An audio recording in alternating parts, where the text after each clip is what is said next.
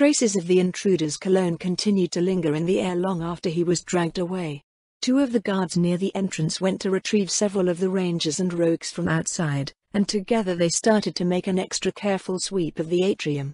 Their four visitors did not look around worriedly as some might after such an incident, instead proceeding to address Frianne, who stood before them. "Is this sort of occurrence common in our winter?" "That's, no." The woman who had intercepted the man returned to her place on the right side of the group, but it was the flaxen-haired woman in a cobalt blue dress beside her who spoke. Was the one who had moved in reality a bodyguard? It wasn't unheard of in the Empire. Nobles usually had retired adventurers, workers, or military personnel nested in their retinues. In her vaguely militant forest green dress, the tall woman did look the part, except she was far too young. Her features spoke of a lineage hailing from the south, so she couldn't be sure, but Frianne thought she was close to the same age as herself.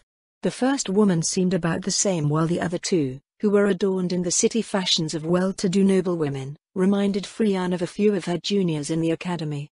"I see," the woman in the cobalt dress said. "Then who was that gentleman?" Beside her, Lord Anok shifted in clear discomfort. He probably had something unkind to say, though Frianne's explanation would be damning enough. "He wasn't a gentleman at all," Frianne replied. "He's one of the attainted." Though they didn't display any overt reaction, the overall feeling given off by the women was that of people encountering something unspeakably dirty.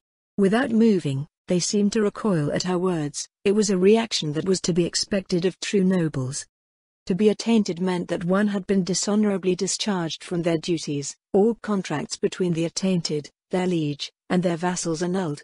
Their titles and associated lands were repossessed by their liege. Then their entire bloodline would be forever viewed as corrupted, tainted, never to hold positions of aristocratic authority ever again.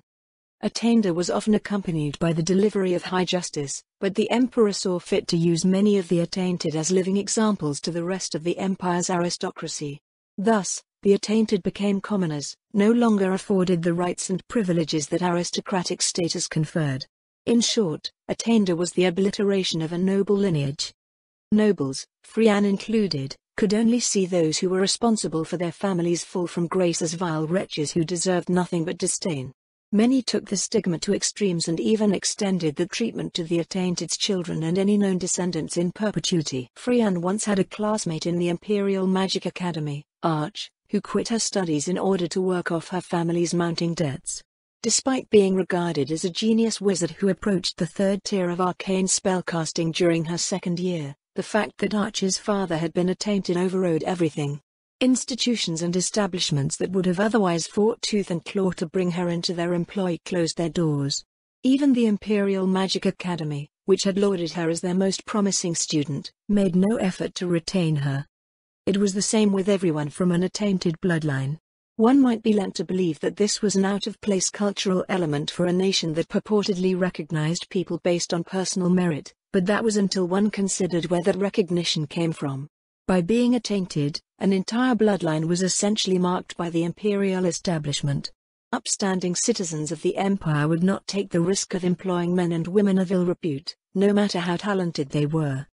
Those who occupied positions of power and cared nothing for imperial politics were known to reach out to the attainted on occasion, however. One such person was Count Palatine Peshmal, another was Fluda Paradine, the empire's most powerful spellcaster. When House Furt had been attainted, Frianne held hope that the head of the Imperial Ministry of Magic would act to at least save the promising young prodigy. He was aloof of politics and cared only for magic, so a position as his disciple was entirely plausible.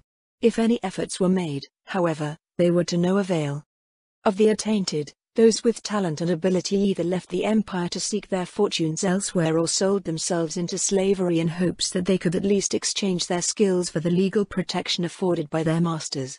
Those with promising martial ability became combatants in the arenas or took up careers as workers, a sort of mercenary who functioned much like an adventurer, save for the fact that they were not bound by any regulations and could be employed for illegal activities. Those without anything could only sell their bodies, as the remaining gift of a noble bloodline was the beauty that stood above that of the average commoner. A fallen noble could find work in a brothel, as many would pay a premium to break their pride and taste what they could never have otherwise. Commoners sometimes snidely said things like honor? What's that? Can you eat it? The answer to that question was yes. Honor was recognition and trust. With it came connections, opportunities and authority. To be dishonored meant ruin in the empire, and the sins of the father stalked his sons and daughters for generations untold. Of course, those responsible for being attainted were for good reason. Many incompetent and deluded fools attempted to cling to their former lifestyle without the titles that provided the incomes required to sustain it. The rigid structure and traditions of a noble household usually meant that they dragged their families and retainers down with them. With their wealth quickly melting away, they would fall into debt and take reckless or outright stupid gambles to reverse their fortunes, such as sending their sons or even personally attempting to court powerful young noble women. Despite the awkward situation, Frianne found a measure of relief in their reaction. It lent to the impression that they were indeed who they appeared to be. Lord Anok's words, however, tempered her thoughts. Could it be that their act was so perfect that even a duke's daughter could not see through it? It was rumored that there were demons who stole faces and read minds. Lord Anok shifted beside her, and the sound of his armor drew her out of her thoughts. Her gaze went to each of the women before settling on the one in the cobalt dress, who appeared to be the ranking member. Welcome to the Baharuth Empire. Frianne fixed her face into a mask of welcome. I am Frianne Wailia van Gushmund. This is Count Palatine Nimberlart de Lanok. It is our greatest honor to receive you in the name of His Imperial Majesty, and you have our most sincere apologies for the intrusion. Countess Clara Odelia Dale Corlin, the lead noblewoman, drew out her skirts in a perfect curtsy. This is Countess Leanne Loretta Dale Wagner, Baroness Florine Cadia Dale Gonye, and Baroness Ludmilla Zaradnik. We are humbled by His Imperial Majesty's most warm welcome. As each of the women paid their respects in turn, Frianne resisted the temptation to breathe out a relieved sigh. So far, they were following the proper forms of the aristocratic traditions common to the human nations of the North. Her greatest fear was that they would brazenly attempt to exploit their position as nobles of the Empire's suzerain. Instead, there was no indication of this at all. They had accepted Frianne as a representative of the Emperor, showing the degree of deference appropriate to their relative court ranks. According to the reports of the Imperial Army, Riastais suffered a catastrophic defeat at the hands of the Sorcerer King. Many of the nobles who had come with their levies had been slain. With this in mind, the appearance of 4 young noble women should not have been a surprise, as they would have been next in line to inherit their titles. It appeared that, rather than pushing for radical reform and restructuring, the administration of the Sorceress Kingdom had instead decided to facilitate the smooth transition of its newly acquired territory. The men in the atrium appeared to register this unexpected normalcy to the proceedings and visibly relaxed. Countess Corlin smiled slightly. So far, they were who they appeared to be and their behavior matched the personal nature of their visit, yet Lord Anok's damnable warning continued to bounce around in Frianne's head. Did His Imperial Majesty make any additional arrangements for our visit? Countess Corlin asked. As you are here on personal business, Frianne answered, the Emperor has only instructed us to accommodate any requests you might have. I'm certain that His Imperial Majesty would have been more than pleased to receive you personally, but he is currently meeting with another head of state. In that case, Countess Corlin said, we would very much like you to join us for our visit, Lady Frianne.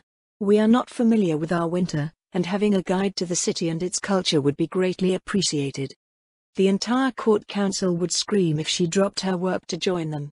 Then again, it was a rare opportunity to gain insight into the mysterious Sorcerer's Kingdom. It also meant that she would be present to prevent any further mishaps or any misunderstandings from occurring during their stay. It would be my pleasure to do so, Lady Corlin, Frianne replied. Excellent, Lady Corlin's smile grew. In that case, we are currently staying at the Mithril Garden Inn. We will be using the transportation we came with. What would be the best time for us to meet tomorrow morning? Would 3 hours to midday be acceptable? 3 hours to midday, then, Lady Corlin nodded. Have a pleasant evening, Lady Frianne. Lord Anok. The 4 noble women curtsied again before turning to make their way back out of the palace. Lord Anok nodded to 2 of the guards, and they fell in to escort them back to their carriage. A minute after they disappeared from view, the fierce Gale let out a weak sigh of relief. We're saved, I think. I'm going to have to see the Field Marshal about security arrangements for our guests. Those attainted are going to be the end of us at this rate. For our guest's part, Frianne sent a sharp look in Lord Anok's direction. That was nowhere near as bad as you made me think it would be. Don't let your guard down, Lord Anok said. You may have just volunteered for something terrible. It sounded like they just wanted to take a look around the capital. With the tension in the air quickly dissipating, Lord Anok removed his gauntlets to wipe his hands on a dry cloth napkin. It didn't sound like that to me, he said. Who knows what sort of game they're here to play? What did you hear, anyway? They just wanted to. Frianne froze in mid-thought. Didn't sound like that to me. Playing a game, what did you hear? Her eyes grew wide. Never mind letting her guard down, it appeared that their visitors had struck a blow unnoticed. Oh gods! Oh gods Vahe! In a smooth motion, Frianne whipped out a roll of parchment and slapped it onto the nearest writing surface, which happened to be Lord Anok's adamantite cuirass. Lady Frianne, Lord Anok frowned. I am not a desk. Quiet, Frianne hissed. I'm trying to remember everything that she said. She scribbled out lines on the parchment, adding notes as they occurred to her. The finished product, however, was far from complete. I need to go. Reschedule all of my appointments until this personal visit is over. From Great Imperial Knight to desk. I'm not sure if being a runner is any better. Maybe I should have never left the marches. Preoccupied with trying to decipher Countess Corlin's cryptic message, Frianne couldn't spare a thought to Lord Anok's complaints. She rushed out of the palace, boarding a carriage that would convey her to her family's estate in the first-class district. Hopefully, someone at home could help. Upon arriving, Frianne nearly bowled over a footman as he opened the carriage door. She hurried past the maids who had come out to receive her, making her way into the west wing. To her relief, the person she had come to see had not retired for the evening. Stepping into the softly lit family library, she lowered her head to its sole occupant. Oma, Frianne said, I need your help. The Dowager Duchess of Gushman looked up from her reading with a scowl. Well, good evening to you, too. I'm sorry, Frianne said. Someone left us with a message and I must figure out what it says by tomorrow morning. She produced the sheets of paper which had turned into a snarl of nearly indecipherable lines and words. Her grandmother held the pages out with a disgusted look. So not only did all those expensive tutors never teach you how to read, she said, but it's also clear that you never learned how to write. Her grandmother's bob of white hair shook as she let loose a wordless sigh. She took a fresh sheet of paper and a quill, penning out the message on the oak stand beside her couch. Frianne leaned over to see what she was writing. Do you know what it says? Of course I do, it's only 6 languages, all from around here. Where did this come from? A group of noble women from the Sorceress Kingdom paid a courtesy call to the Imperial Palace. So you heard this and you still didn't understand? Frianne shook her head. Her grandmother gave her a most unpleasantly sour look as she pulled out another sheet of paper and continued to write. Seems that the derision you young people always express towards Reistais is nothing but hot air, she said. You've all left our culture behind in favor of arcanistry and bureaucratic nonsense. If it wasn't for the Imperial Army, our beloved empire would have already lost its soul. The Dowager Duchess muttered away, and Frianne remained respectfully silent. The topic was something she had been subjected to many dozens, perhaps hundreds of times growing up in House Gushman. As the Baharuth Empire rapidly advanced, it was failing to ensure that its soul, its culture and identity, kept up. Generation by generation, bits and pieces of its essence were lost. Power, wealth, convenience, knowledge, it was all insufficient to hold the core of their society together. Shallow advancements did not nurture the spirit of a nation. The contrivances and hollow structures that the people came up with in a futile attempt to fill that void only hastened the unraveling of everything. In the past, Frianne viewed her grandmother's perspective as nothing but bitter ramblings, a venerable member of the old guard waxing nostalgic. Her years at the Imperial Magic Academy, however, gradually led her to the Dowager Duchess way of thinking. Something was wrong with the Baharuth Empire, and it was becoming increasingly worse as time passed. Fundamental Principles of Magocratic Governance, the treatise she had published with her graduation from the Imperial Magic Academy, was a proposal written to specifically address the problem. That being said, it was not a work that demanded a return to the old ways. It presented a framework through which any desirable societal elements could be retained, adapting them to changing times and creating an imperial culture that could lead their nation towards the future rather than one that continuously fell behind. Unfortunately, like any academic paper or new theory, few appreciated its content. Fewer still recognized its importance or understood its intricacies. Her entry into the court council was primarily for the purposes of spreading her work, and it was likely that the fruit of her efforts would only come after a lifetime of service. With a rustle of paper, her grandmother held the translated message out to her. It was 3 pages long. Frianne scanned the generously spaced outlines of text with an incredulous expression. "This is an itinerary?" "It is what it is," her grandmother scoffed. "I know that I taught you better than that. It's a bit rough, but whoever delivered this message is a far cry better than all the young upstarts popping up these days." "How is this rough?" With a bit more time and effort, she could have come up with some better word choices that would have allowed for a richer description. I don't think she spent any time on this at all," Frianne said. "It didn't have a sense of being rehearsed." Her grandmother gave her a long look, thumb rubbing over her wrist as she often did while she was deep in thought. "In that case," the Dowager Duchess raised an eyebrow at her, "you're dealing with a true monster. Try not to get eaten." "Now that," Liane said, "was mean. Did she cross you somehow? The Imperial Magic Academy doesn't bother teaching other languages and they consider this kind of application outdated and impractical." "It was just a bit of harmless fun," Clara replied. As a duke's daughter, Lady Frianne should still have the education required from her family. At worst, she would have shown up at the designated time and been none the wiser. Ludmilla looked out of her carriage window as they rolled out from the Imperial Palace grounds. She didn't notice any more invisible attainted on the way out, but she had noticed several men gathering on the streets prior to their arrival. "Well, what if she figures it out?" Liane asked. "Does she win anything?" "I suppose she gets to prepare whatever she'd like in advance," Clara answered. "I doubt it will be that simple," Liane said. "These Imperials won't be satisfied until they've rationalized all of the hidden meanings they think you've nested in there. Frianne's gonna show up with bags under her eyes tomorrow morning. That, too, will tell us much about the way she discerns and analyzes the world around her. Still, I'm just a bit disappointed we didn't get to see the Emperor." Turning her attention away from the window, Ludmilla gave Clara a sidelong look. "A head of state isn't some sort of curiosity at an exhibition." "Oh, come on," Liane said, "it's the Emperor." "The Emperor? No warm-blooded woman would turn down the opportunity. He's smart, talented, ambitious, powerful, wealthy, good-looking. He's from a martial house as well," Clara added. "See?" Liane smiled. "Even Clara recognizes how all-around excellent he is. I sure as hell wouldn't mind being graced by a bit of his imperial attention." The carriage slowed as it approached the main avenue.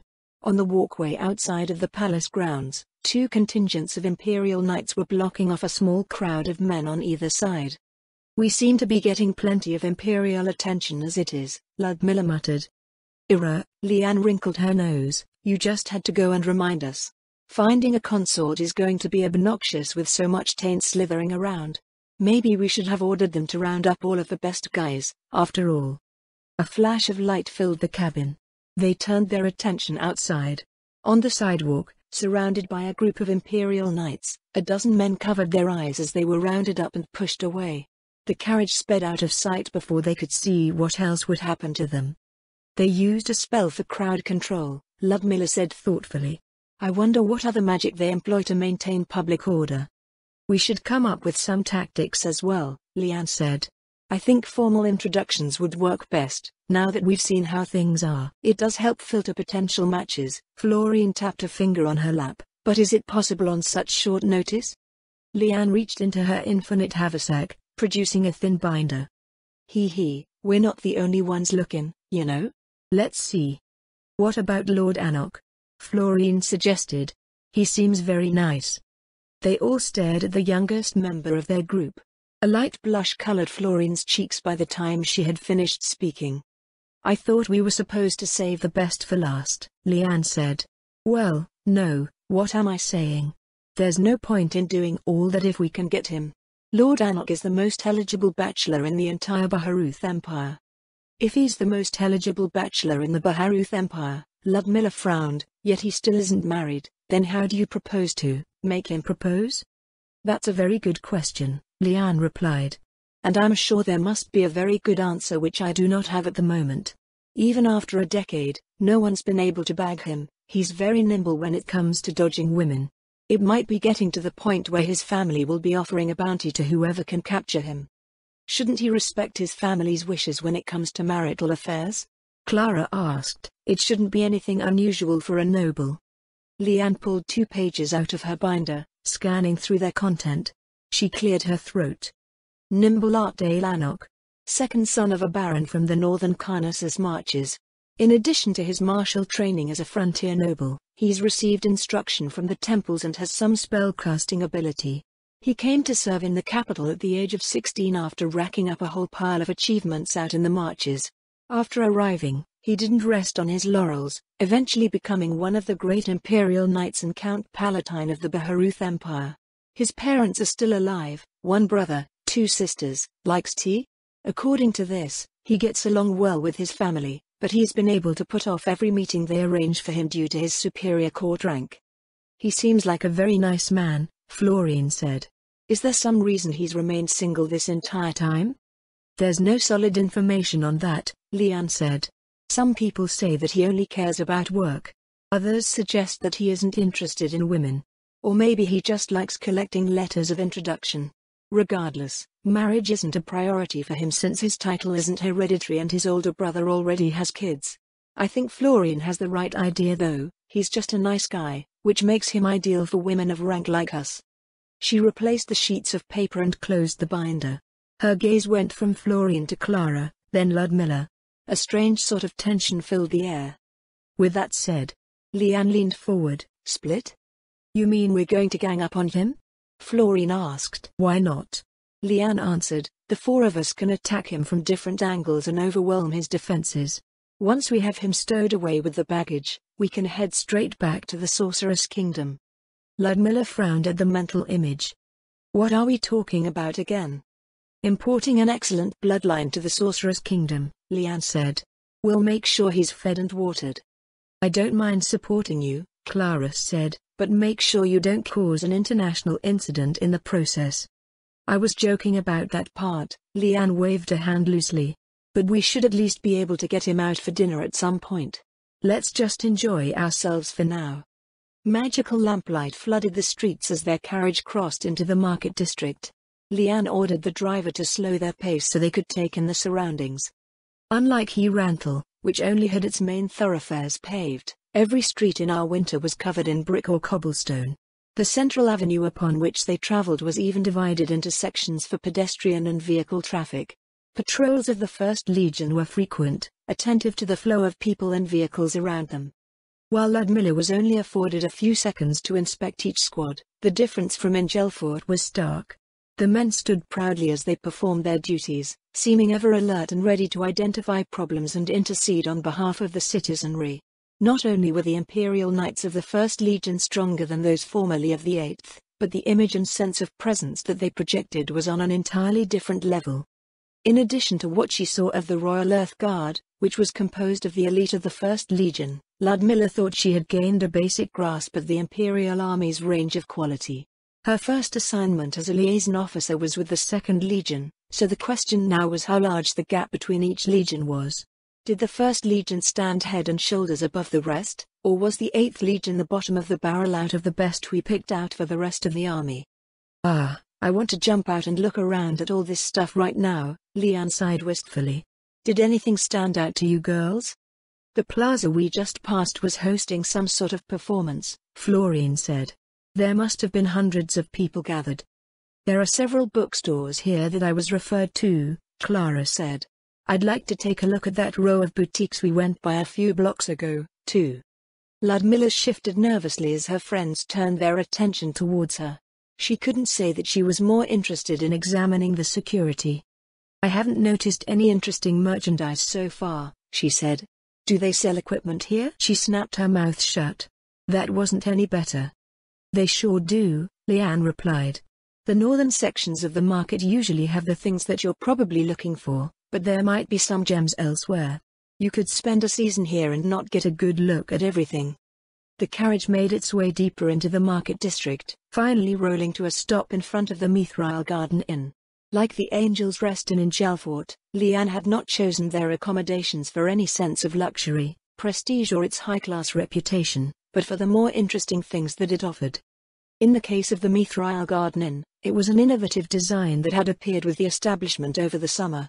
Occupying an older, yet central area of the market district, the inn was divided into 4 buildings overlooking an intersection of 2 boulevards. The boulevards were refurbished, covered over with glass, and turned into a pedestrian market. Renovations were also made to the old buildings, turning their ground floors into large storefronts while the floors above were converted into more exclusive establishments and rooms for the inn. Their suite occupied the entire corner of one of the buildings overlooking the main intersection, while their maids and footmen claimed rooms of their own on the same floor. Ludmilla padded her way through accommodations that she thought luxurious but were probably considered humble to those accustomed to places like the shining golden pavilion in Erantal. She opened the door to the private terrace that wrapped around the living room, observing the area below. The most striking feature was that, despite the onset of winter, the trees and shrubs planted along the boulevards were still green. It brought to mind what the Sorcerer King had mentioned about cultivating plants indoors and her efforts at investigating methods to do so. Everything laid out before her was ornamental, but it was still something worth studying. "Let me guess," Clara said as she came up beside her. "You're looking at the trees and not the markets." "What they're doing with the plants here feels more meaningful to me," Ludmilla replied.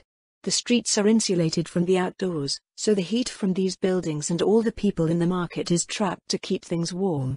His Majesty said that entire farms could be grown indoors. The implications of being able to do this on a massive scale are staggering.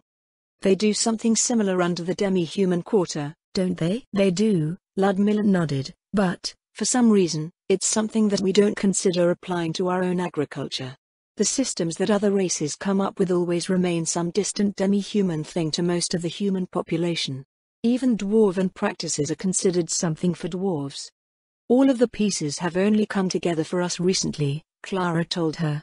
"Building a solarium for a manor is one thing, doing it for a whole farm is another.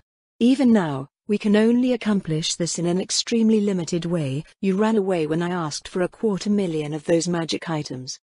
After seeing this, Ludmilla said, "I don't think that many are needed. We only need enough to cycle sufficient heat, much like how you use those cooling boxes to cycle cold air in the summer." Leanne's head popped out from the balcony door. She peered at them suspiciously. "What are you two scheming?" "Big schemes," Clara replied lightly. "I wonder if Imperial intrigue is contagious," Leanne muttered. "Anyway, our stuff's moved in and everyone's ready to go. I already sent the staff ahead to get some food before they all fall over." Ludmilla glanced over the railing, looking for signs of their maids and footmen below. It wasn't long before she spotted Amelia and the others lining up at various stands, chatting amicably. They left their suite to join them. As they made their way down, however, Leanne slowed to a stop in the stairwell. "Hey Zaradnik," she said, "can you scout ahead for us?" "Scout ahead?" Ludmilla looked towards the landing below. "Yeah, I got a feeling." Her hand idly went to the cowl attached to her mantle as she concealed her presence.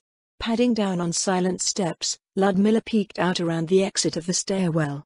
There were several members of the inn's security, a few patrons. Ludmilla looked back up the stairs at Leanne. "What am I looking for?" "You know, those. The attainted." The more they used the word, the more the attainted sounded like some sort of horrifying abomination waiting to pounce upon hapless young noble women. "What are they supposed to even look like?" "Like nobles. Except not." "Do you have any idea how little that narrows it down?" Ludmilla stepped out into the lobby. No one appeared to notice her, but she still wondered what could be done even if she did happen to spot one of the attainted. It wasn't as if she could preemptively hack them down with her battle axe. Not that she could discern any real difference between the inn's guests. Since it was a lobby, they were all waiting for something, so she couldn't single them out through telltale signs of watchfulness or anticipation. There were also no dead giveaways such as people suspiciously hiding behind columns or employing invisibility. Though they all appeared well dressed to her, it wasn't to the point where she thought they might be out of place for the capital city of a major nation with a flourishing economy. As men and women moved in and out of the entrance, a man in the uniform of the inn's lightly armored security staff stepped forward. He stopped a middle-aged man who looked like a well-to-do merchant.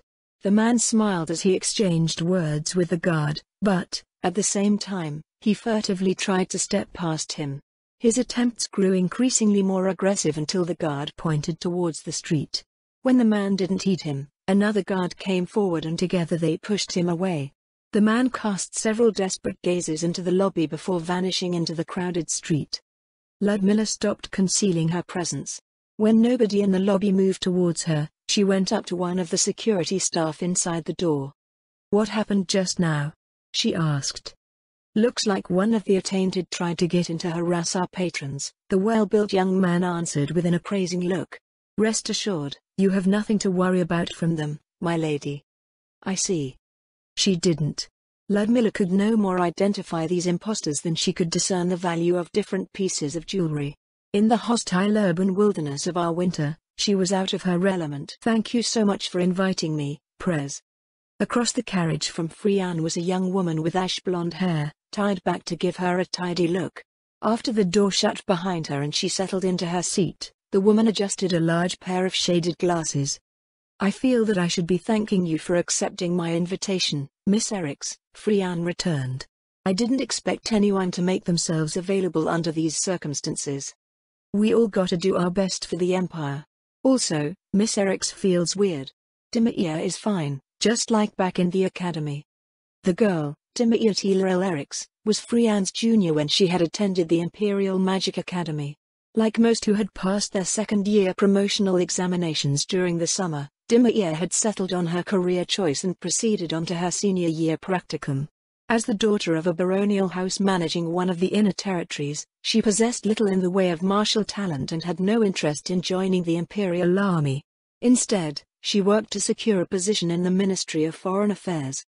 In terms of her magical ability, she was a rare divination school specialist, though perhaps it was expected of a young woman who was well known as a sort of information broker in the academy. Those carefree days were past her, however, and she had set her sights on bigger things. Dimir had matured greatly in the time Frianne had last seen her, but bits of her childlike image still seeped through her attempts to conceal it. "Still wearing those glasses, I see." "Of course." Dimir smiled brightly. "Unlike certain lucky people who have ocular talents, I need to rely on magic items for the same benefits. I still don't get why some seal theirs away." If Miss Ferd was here, she would say something along the lines of seeing what people have hidden away, inviting unwanted risks. Frianne was one who would agree with Archer's reasoning. Ocular talents could be convenient, but they were not all uniform in effect and potency. Some could be detected when employed, and simply knowing what one wasn't supposed to know posed very real risks. "If I were to choose between knowing and not knowing," Dimir said, "I would rather know. Ignorance is a terrifying thing." This perhaps recklessly bold outlook was the reason why Frianne had settled upon calling Dimir to accompany her. Out of the entire Ministry of Foreign Affairs, she was the only one who was willing to have anything to do with the Sorceress Kingdom. If it were any other major nation, such an opportunity would be highly contested. Dimir was either on the road to spectacular success or catastrophic failure, and Frianne wasn't quite sure which it would be. At the bare minimum, she thought it would be a good use of her not insignificant talents. Better her than some heedless imbecile who would visit ruin upon the Empire. "You're right," Frianne nodded. "Ignorance is a terrifying thing, which is why I'm surprised that the Ministry of Foreign Affairs hasn't assigned someone to be more familiar with our suzerain. Even the Court Council only has Lord Vermilion, everyone else just sidesteps the matter." "They couldn't be that bad, could they?" Dimir leaned back in her seat as the carriage went on its way. "I mean, we're not dead or turned into undead. They don't demand that we deliver a quota of citizens to be tortured and turned into zombies. We don't even pay taxes or any tribute, for that matter." The relationship between the Empire and the Sorceress Kingdom was such that one would decide that the Empire had become something like a trophy for the Sorceress Kingdom. They simply existed as a member of its hegemony, and the only significant thing that had happened was the implementation of measures presumably to keep said trophy secure. As a client state, the Empire would technically be deemed a protectorate, except their suzerain was the Sorceress Kingdom, so no one was naive enough to think that Everyone harbored one fear or the other about the suspiciously benign nature of their relationship. Across the empire, the temples continued to expound upon the evils of the undead. Being the enemy of all life and all that was good, they surely had some nefarious scheme in play. Many in the political arena thought that the Sorcerer's Kingdom awaited sufficient justification to destroy the empire so that no one could say anything when they finally did. A few in the Imperial Ministry of Magic theorized that the Sorcerer's Kingdom kept them as a sort of reserve - a self-governing and self-sustaining supply of future corpses that the Sorcerer King would eventually raise as an army in his bid for world domination. Even if nothing bad has happened so far, Frianne told her, we must not let our guard down. That human officials have arrived could be seen as suspicious in itself. One might be wary if they had sent undead or monsters our way, but sending humans instead is terrifying in its own way. I fear to think of what they've already seen and heard amongst the citizens who are unaware of their origins. Outside, the morning skies were dark and overcast, the streets were still soaked from the night's rain. Their carriage shuddered as it left the first-class district and made its way down Central Avenue. Frianne studied the rather normal-looking itinerary delivered by Countess Corlin for the 100th time. They had requested access to several national institutions, including the Imperial Ministry of Magic and the Imperial Magic Academy. In addition, there was a tour of the first-class district, the slave market and the Grand Arena. There was over a week's worth of shopping and a desire to visit museums, theaters, libraries and even common residential areas. It is what it is. Or so her grandmother said. Frianne couldn't for the life of her figure out what it ultimately all meant. So, what are they like? Frianne looked up from her reading. From their courtesy call at the Imperial Palace, she said, I can easily say that they are not to be underestimated. The Academy is dismissive of the old ways of the aristocracy, but these noble women do not appear to be incompetent by any measure. If anything, they may outstrip our best in unexpected ways. Wow, Dimir swallowed. If it's the press saying that, they must be pretty amazing. I guess that's why you have those bags under your eyes. Her hand went up to touch her cheek in reaction to Dimir's observation. Is it showing? Frianne asked. Nope. The illusion's on good. No one should be able to see anything. The glasses Dimir wore were a magic item that could be activated to check for various things, such as the presence of illusions and magical equipment. The younger woman pulled out a notepad, placing it over her crossed legs. Is there anything I should watch out for in particular? She asked. To be honest, Frianne admitted, our official intelligence on them is quite limited. Their houses were all minor ones when they were a part of Riastais, so they weren't the focus of our espionage efforts. On our end, they were on the list of houses to keep and re-educate for when we finally annexed Rantel. That's a surprise, Dimir murmured as she wrote away. They always went on about how horrible Riastais' nobles were in the academy. The superiority of the Baharuth Empire was impressed upon its citizens and especially upon the future leaders of the nation who attended the Imperial Magic Academy. While it was broadly true, it spread ideas that Frianne thought might lead to hubristic attitudes. She understood the usefulness that these efforts had in creating a collective identity for the nation, but those in foreign affairs needed to understand where the line between truth and propaganda lay. That's probably not a topic you should broach with them, Frianne said. 3 of the 4, Corlin, Wagner, and Gonnier, are scions of merchant houses, so they should be well informed with intelligence networks of their own.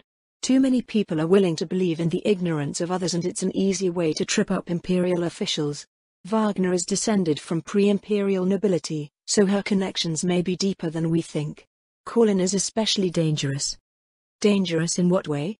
Almost every way. She's the same age as I am, but I'm fairly certain she can exchange blows with the dukes and come out ahead. Dimir stopped writing, looking up to raise an eyebrow at her. Who? Okay. Maybe I should just avoid her if I can. What about number 4? Zaradnik is a frontier noble. She gives off the same loose feeling as ours. Like Lady Rockbruise, then? I don't know, Frianne shook her head. Corlin was representing them, so she was the only one who spoke. Based on what I saw of Zaradnik, she's probably as strong as Lady Rockbruise, maybe even Lord Anok or Lord Peshmal. I don't really have a knife for that sort of thing. So she can grab each of us in a hand and snap us in half without breaking a sweat. Got it. Frianne frowned at Dimir's summary. She wasn't wrong, but, hopefully, she wouldn't carry that attitude around them. Before long, their carriage stopped in front of the Mithril Garden Inn. Though Frianne knew of its existence, she had never been to the place before. Built on a rundown section of Mithril Street, the old smiths and foundries had been replaced by tasteful storefronts, restaurants and artistic venues. As they stepped into the entry of the boulevard, a wave of warmth enveloped them. "Miss Eriks," Frianne said, "can you see what's causing that?" Dimir adjusted her glasses, looking around. "There's a magic item over the door, Lady Frianne," she said. "Judging by the effect, it's probably temperature-regulating utility magic." "That's quite ingenious." "Yes, my lady." Rather than attempting to forcefully heat the entire space, they had entrapped it in glass like a solarium and used magic items to regulate the temperature of the air flowing into the enclosure. In addition to managing the ventilation, she suspected that other problematic areas where heat could be lost had magic items for the same purpose. Not only did it stay warm in the winter, but it would also experience a degree of cooling in the summer. "Is that them, my lady?" Frianne followed Dimir's gaze to a corner of the central intersection of the market. "I was afraid of this," she sighed. "Those guys really don't know when to give up," Dimir scowled. "They even come after little nobles like me." In front of a lobby entrance were not the 4 noble women from the Sorceress Kingdom, but 24 men trying to get past a picket of maids, footmen and security guards. Frianne looked over at a nearby patrol. "It looks like the knights are waiting." "Yep. Want me to do it?" "If you don't mind." Dimir checked over her dress, then walked past the men with Frianne's maid in tow. Several of the men noticed and turned to approach her. The knights pounced. 5 minutes later, the attainted were cleared away and Frianne walked up to the lobby entrance. Dimir sniffed at her sleeve and wrinkled her nose. "Sorry for the trouble." "Don't mention it," Dimir said. "Gotta make some sacrifices sometimes, I guess. And it's always fun to watch the knights break them up." Watching the attainted and their antics had become a pastime of sorts in the capital. To Frianne, it felt like there was nothing that the people liked more than to watch those in authority fall. Frianne and Dimir entered the lobby, where they found the 4 noble women awaiting them. Unlike the previous evening where they were adorned in fashions suitable for an audience at the Imperial Palace, Corlin, Wagner and Gonye appeared as wealthy merchant stock. Zaradnik remained in the dress that Frianne saw from before, looking like a watchful sentry as she stood over where the other 3 noble women were seated. The siege is lifted. Countess Wagner rose with a cheer, "Hail to our imperial reinforcements." At least they didn't seem upset. Frianne walked up to them, lowering her head slightly. "I'm terribly sorry that you had to experience that. The night patrols cannot move until something happens that warrants enforcement actions." "We understand," Countess Corlin nodded. "Were there any issues on your end?" Frianne suddenly recalled the deciphered itinerary. "There will be no issues visiting the public establishments," she said, "and I had a request for visitation delivered to the Imperial Magic Academy. I've also contacted some colleagues in the Imperial Ministry of Magic. We should receive a reply within the day, so it shouldn't interfere with our schedule." "Ah, my companion here is Dimir Tila Eriks, a senior of the Imperial Magic Academy and a junior official of the Ministry of Foreign Affairs." Dimir lowered herself into a curtsy. "It is a pleasure to meet you, my ladies." "It's a pleasure to make your acquaintance, Miss Eriks," Lady Corlin smiled. "Strangely enough, the Empire hasn't established a chancery in the Sorceress Kingdom." "Ah, yes," Dimir brightened. "If the position is still available in a few years, I was thinking of joining our diplomatic mission to the Sorceress Kingdom as a member of the staff." Not that the Empire was planning any sort of diplomatic mission to the Sorceress Kingdom. There was no way someone like Countess Corlin didn't know that, however. Frianne watched for any shift in her expression, but there was none. "We're not here in any official capacity," Lady Corlin said, "but I think it's a delightful thought. If you learn quickly and apply yourself, a position as an ambassador might be possible." "Ah, really? Ah, I'm glad I picked Dimir." In less than 30 seconds, Countess Corlin had essentially packed Dimir away to be sent to the Sorceress Kingdom. Anyone else would have balked at this point or fainted on the spot, but Dimir genuinely wanted the position. "I guess it'll be Countess Eriks soon, huh?" Dimir rubbed the back of her head with a bashful expression. My parents will be so excited." And with that, Countess Wagner sealed Dimir's fate.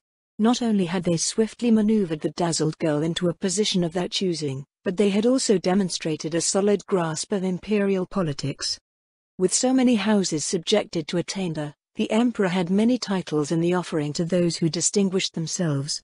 The head of an embassy would normally be granted a minor title, but the empire could not afford to offend its suzerain by appointing a minor noble as an ambassador. As such, the position would, by necessity, include a promotion to count at the bare minimum. No one who had proven themselves capable of working for the Ministry of Foreign Affairs was reckless enough to aim for that position except Dimaia. As long as she didn't screw up, Frianne doubted that she would. Her becoming an ambassador was an inevitability. Who unofficially visits and turns someone into a countess of the Baharuth Empire within minutes of meeting them? How much of this had been planned? How much was recognized on the spot and exploited to its fullest extent? Was Frianne herself a pawn in their manipulations? There had been no promises, no official statements made, yet she did not doubt that everything in their brief exchange would come to pass. Lord Anok was right. Her grandmother was right. Her cousin was right. The Sorceress Kingdom was a nation of monsters.